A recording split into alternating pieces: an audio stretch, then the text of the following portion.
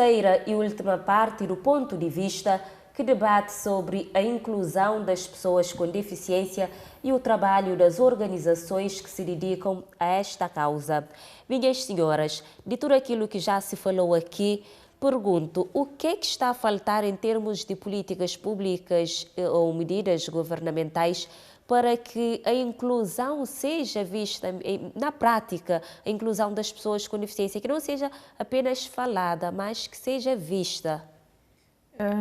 Toda a política pública que eu e a minha colega falamos aqui, em relação à política da infância, em relação à política da adolescência e dos jovens, em relação à política de deficiência para o adulto, porque somente 13% da população com deficiência nasce com algum tipo de deficiência, 83% da deficiência é adquirida, que somos nós que podemos contrair a deficiência. Nós podemos ver, por exemplo, em Cabo Verde, que a AVC, que precisa também de todo o trabalho de reabilitação em termos de respostas a nível de habilitação e reabilitação, com esses especialistas que elencamos inicialmente, tem a ver com terapia da fala, com acompanhamento psicopedagógico e não só.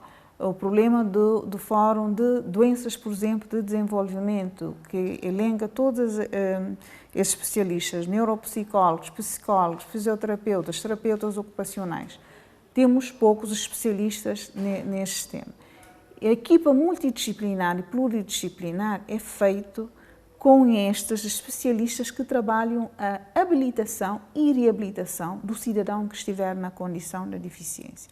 Se não tivermos estas políticas públicas setoriais adequadas, que na prática funcione, não é? Em todas as ilhas, porque nós somos ilhas, teremos de facto dificuldades em todas as faixas etárias. Porquê? Porque nós devemos ter no sistema, nessas áreas transversais, em termos de saúde, educação, proteção social, técnicos especializados, meios de apoios, a política que tem a ver com a educação, saúde, transporte, acessibilidade, que na prática funciona, porque qualquer cidadão poderá estar na condição de deficiência. Então, quando nós estamos a falar, por exemplo, de medidas políticas, estas são as medidas políticas que nós devemos criar ou ter no sistema para dar a resposta ao cidadão, qualquer um de nós, que se tivermos, de facto, na condição de deficiência. Senhora Teresa. E neste caso, por isso que eu tinha dito que a necessidade dos três ministérios trabalharem em sintonia e em concertação. Porque se os três ministérios trabalhassem em sintonia e em complementaridade, criando uma equipe multidisciplinar, criando essa equipa multidisciplinar e fazer o seguimento das respostas dadas. Por além disso, eu acho que deveria haver também, a nível nacional, uma comissão que é para avaliar o cumprimento destas políticas. Porque, às vezes, só políticas, só as leis, há muitas leis lindíssimas nos papéis, mas agora na prática, para que haja uma efetiva inclusão, tem de haver o acompanhamento, pessoas que fazem a fiscalização. Por exemplo, encontramos rampas, mesmo nos edifícios públicos, de saúde, da educação, da inclusão, que não é acessível. Questões de acessibilidade. Acessibilidade é um direito. Todo cidadão tem direito de ir e vir com segurança. Questões de produtos de apoio. Tem de ter uma lei em que todas as famílias sabem, em que os técnicos também da saúde sabem que vão fazer uma requisição de determinados produtos de apoio para para uma pessoa. Essa pessoa sabe aonde levar essa requisição. Normalmente as famílias ficam à deriva à procura de um produto de apoio, de uma cadeira de roda ou de um par de óculos, isso mais aquilo. Portanto, as coisas têm de serem bem delineadas, bem definidas, e para que os utentes sabem e também os técnicos da saúde sabem como que podem fazer para que, de facto, e esta pessoa, este utente, deve ter esses produtos de apoio para facilitar a vida.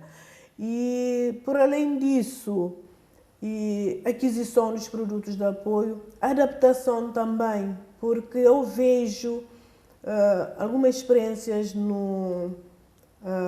em outros países em que mesmo as casas das pessoas com deficiência sofrem adaptação e reabilitação feitas pelo governo, pelas câmaras municipais, transportes públicos, porque muitas das crianças com deficiência, os pais não têm condições para pagar o aluguer de um táxi ou para pagar o transporte público, deveria ter acesso a transportes públicos gratuitos e tudo mais. Portanto, há muitos fatores ambientais, sociais e econômicos que dificultam a verdadeira inclusão das pessoas com deficiência. E a nível da comunicação também, não somente barreiras arquitetônicas físicas, mas também esta parte da comunicação e da informação também deve ser revista para que as pessoas com deficiência não fiquem para trás.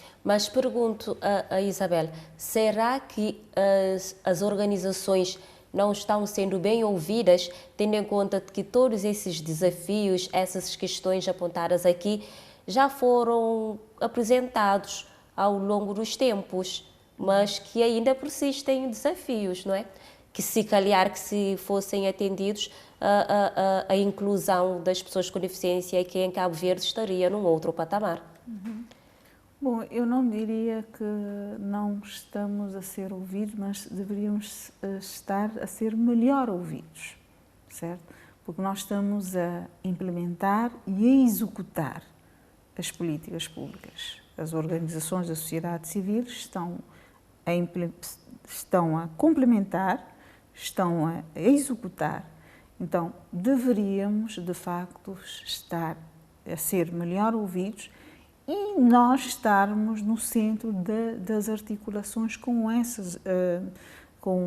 esses ministérios, e melhor também, não digo nós estamos articulados, mas melhorar a nossa forma de articulação em termos de trabalho, não é? Um trabalho mais em conjunto, mais de audição, mais, por exemplo, há leis, feituras das leis, mas quando se vai executar, não é? Dirigir mesmo as organizações que fazem esse trabalho, não é?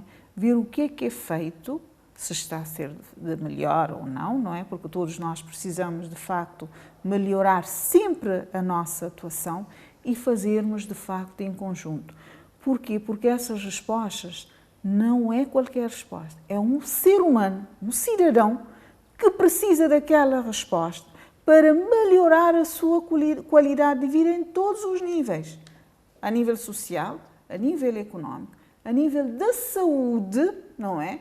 Que é o fator primordial na vida de qualquer ser humano, para de facto nós termos a nível da proteção social, porque a proteção social é mais do que um direito, não é? É algo que é necessário para o bem comum do cidadão.